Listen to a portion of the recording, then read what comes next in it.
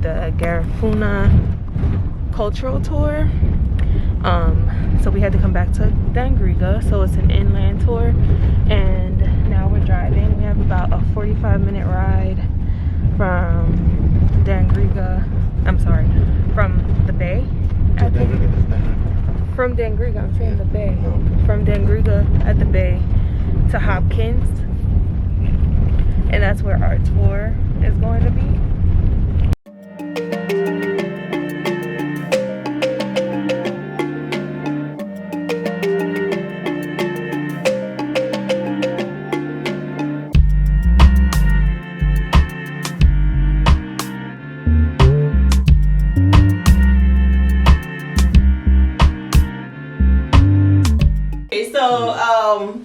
We've been doing this tour, this Garifuna cultural and culinary tours, for over 8 years. We were first in the village of Hopkins, the main village, and then due to a lot of learning lessons along the way doing business, we ended up here. Okay. So being here, it's one of our way of actually showing how a cultural village used to be like before all the development came along. So tourism brought its positive in terms of income generation, and then it also creates some challenges for us in terms of upkeeping our culture. So our mandate here is to share the Garifuna culture and ensure preservation in terms of inviting guests visiting the country, and also providing programs for the youths and the villagers and other Garifuna people to come and learn in order to pass on our traditions, be it spiritual, arts and craft, cooking, any aspects of the culture. So we aid in doing just that. Okay. Right? So I'll walk you through, and then I'll keep on explaining as we go on. So Garifuna Island for you is Cassava's People Island. So we're descendants of Arawaks and Carib from out of South America. And those people were actually cassava people. The cassava plant can give us over 27 plus byproducts. One of which is a cassava bread that can last up to 10 years or more. Yes, and as such, being a tuber, the Europeans didn't know about it. And as such, we were able to maintain our food source during the wars with the colonial forces. We were able to win decades of war over the French, over the British, because they didn't know about our food source. And we were able to maintain that in the rainforest and the wilderness. So on this island, we are poised to live our spirituality, and that's what is depicted here, which is based on the principle Aubo Amurno. I for you, you for me, and together we take care of each other and the community around us as well. So it goes by extension to your children and extended families and everyone around us. We all look out for each other. So here on Garifuna Island, we've designed it to show you how Hopkins used to be like about 15-20 years ago, before all the tourism came about.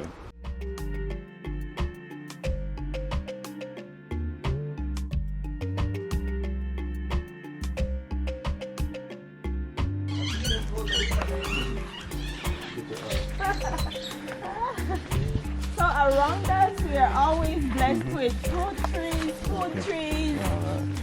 Nature really blessed us in abundance all the time.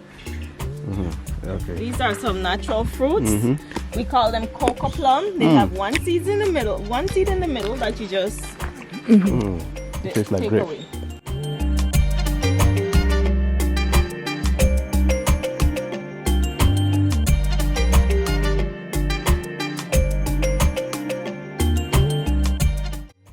So today's tour will involve dressing up in our cultural outfits. Once you're done dressing, I'll give you a brief of our history. From there, I'll take you into the cassava plant where we're going to harvest some cassava for today. Okay. To make some fresh cassava chips. I'll walk you through our herbal garden and teach you all about the herbs we have there. We're harvesting some to cook our traditional meal today, which is Hudutu. It's a coconut-based broth flavored with herb and fish, and on the side we'll have some pounded plantains and fried fish. Once we're finished cooking, and cooking will involve hard work. Okay. Very tedious work. Okay. It's gonna involve some coconut processing. So we're gonna husk coconut, we're gonna grate coconut, and we're gonna make coconut milk. Okay. In order to be able to get that nice broth that we need. Okay. Alright. So after we cook, we're gonna have our lunch. After lunch, our drum instructor comes in order to give you 45 minutes of drumming lesson. Okay. No To problem. earn you some dessert. Okay. Okay. Alright? So feel free to choose your outfit. Here you have colorful gowns like the red one I have on. You have some yellow one. Anything that fits. Okay. Thank you. Like my new outfit. It's cooler. Very hot, y'all. Be sweating. You gonna keep your necklace on? This is the Garifuna outfit. I'm gonna show you yours. Oh, my phone is ringing. I got service. No, it's not your phone. Being that the Garifuna people are black people and are those that are resilient, systematically we've been oppressed, and all that income has been taken away. Yes. They tend to empty out the area of any economic activity so that the area remains oppressed and depressed. So the deep port has been abandoned and the business have been shipped elsewhere where they actually have to dig the port, but they don't mind digging because it's for rich people.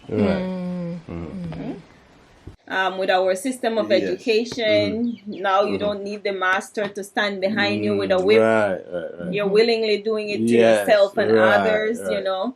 So it has been a whole new era of slavery where it's voluntary and we're happy doing it. And everywhere you go, black people seem to be the same. Right? So I'm yet to see I'm yet to see the progressive ones. Our ancestors did a whole lot with little compared to what we have now.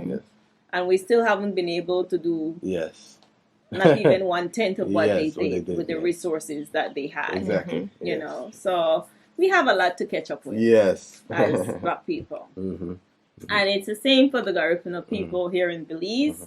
We're one of the 2 indigenous cultures here in Belize. We are also one of 2 black cultures in Belize.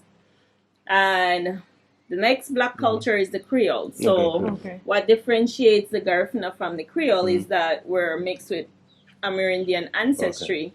They're mixed with European ancestry. They have a history of slavery. We have a history of freedom. And while all of us would have basically went through the same journey to get here because much of the slavery came through the Caribbean,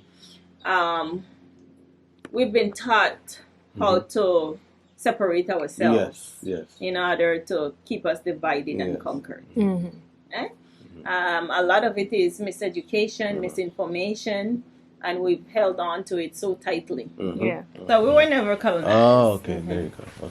So in the Caribbean, as the Africans came, first it was the Amerindians who found the Caribbean, not Columbus. The Amerindians. The Amerindians were here long before Columbus. They were actually exploring. They were living their own humble life, fishing, farming, hunting. That's what they used to do. Do they tell you guys about Columbus here?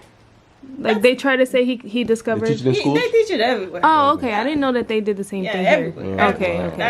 That's a famous world story. Columbus discovered the Americas. Okay, And not only that, over the years as well, they have actually corrupted our history. And as such, many indigenous people have walked around with their heads well bowed, shame, you know, not wanting to claim who they are because of the history we've been told. So when I was going to school here, one of the first things that was told to us was that the Garifuna people or the Black Caribs were cannibals. Oh, wow. So that's all you really remember, you know? because there is nothing else after that they would have taught you. Yeah. So it kind of sticks in your head if you're not reading anything else, if you're not exposed to anything else. Hey, these people are cannibals. But again, it goes to a lot of misunderstanding of who we are, or a deliberate misinterpretation in order to feel less than. Right? There's also evidence that there were Africans here before Columbus. Way before Columbus. Right. There were the Africans, the Abubakari and his crowd from Mali that would have been here before Columbus. So that is more in sync with who we are.